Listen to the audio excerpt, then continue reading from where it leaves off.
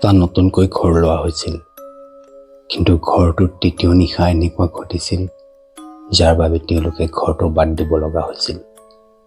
এটা পুৰণা ঘৰ, আজিৰ পৰা কমেও 20 বছৰ পুৰণি।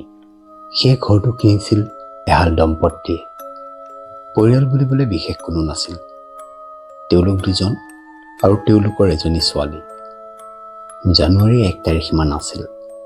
সেইদিনাখনেই পূজা পাতল কৰি সিহঁত ঘৰটোত সোমাইছিল। ঘৰটোৰ ওচৰে পাজৰে মানুহ বুলিবলৈ কোনোৱেই নাই। দিন বাগৰি নিশা 9:30 মান বাজিছিল। সকলো খাই বৈ শুবলৈ গৈছিল। ঘড়ীত সময় 12 মান বাজিছিল আৰু পাকঘৰত হৈছিল এটা শব্দ। মাক বিচনাৰ পৰা সাৰ পাই উঠিল। বেডৰুমৰ পৰা উঠি পাকঘৰলৈ গ'ল। দেখিলে বাচন কেইটামান পৰি আছে। উঠাই থৈ পুনৰ শুবলৈ আহিল। সেইদিনাখনৰ নিশাটো তেনেকৈ পাৰ হ'ল। ৰাতিপুৱা হ'ল, সকলো নিজৰ নিজৰ কামত লাগিল।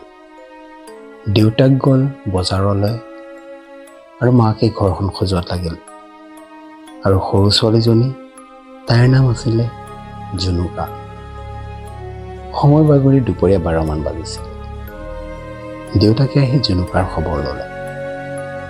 উত্তৰত মাকে তাই পিছফালে খেলি থকা বুলি ক'লে। দেউতাক বিচাৰি গৈ দেখি জুনুকা পিছফালে নাই।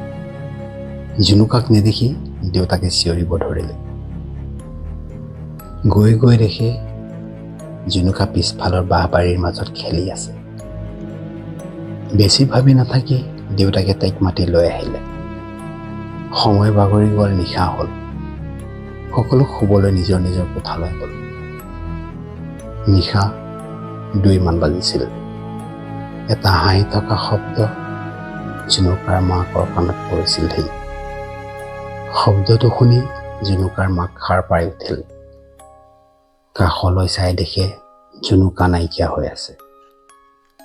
লগে লগে উঠি লাইটৰ চুইচটো দিলে। ৰুমৰ পৰা ওলাই গৈ দেখে জুনুকা পিছফালে খেলি আছে।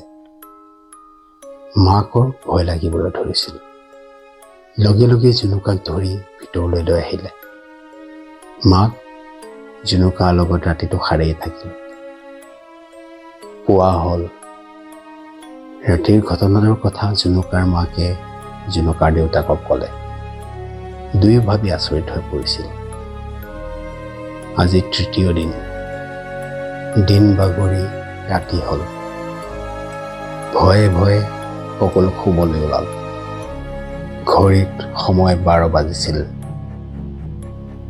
আৰু পাকঘৰত হৈছিল পুনৰ বাচনৰ শব্দ। এইবাৰ যেন শব্দ বেছি ডাঙৰ আছিল। সকলো সাৰ পাই উঠিছিল। বিচনাৰ পৰা উঠি লাইটৰ চুইচটো দিছিল। লাইটটো জ্বলিছিল যদিও টিপ টিপাই বন্ধ হৈ থাকিল। মনত যে তেওঁলোকৰ ভয়ে বাহ লৈছিলহি। এখোজ দুখোজ কৰি পাকঘৰ ফালে আহি থাকোঁতেই খিৰিকীত যে হৈছিল শব্দ। ঘূৰি চাই দেখে এখন হাতৰ ছাপ। হঠাৎ পিছফালে কোনোবা দৌৰি যোৱা যেন পালে। ঘূৰি চাই দেখে জুনুকা নাইকিয়া হৈ আছে। জুনুকাৰ মাক দেউতাকে চিঞৰিবলৈ ধৰিলে। দেউতাকৰ মনত পৰিছিল তাই সেই বাঁহবাৰীৰ মাজলৈ গৈছিল। হাতত টৰ্চ লাইট লৈ দুয়ো বাঁহবাৰীৰ মাজলৈ দৌৰিল।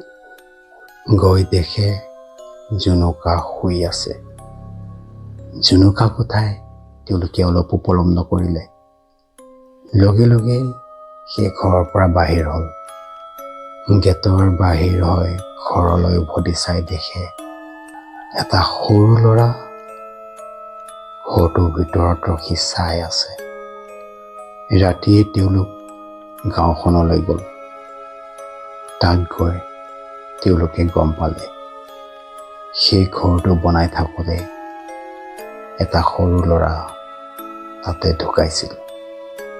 সেই কথা শুনি তেওঁলোক আৰু তাত নাথাকিলে।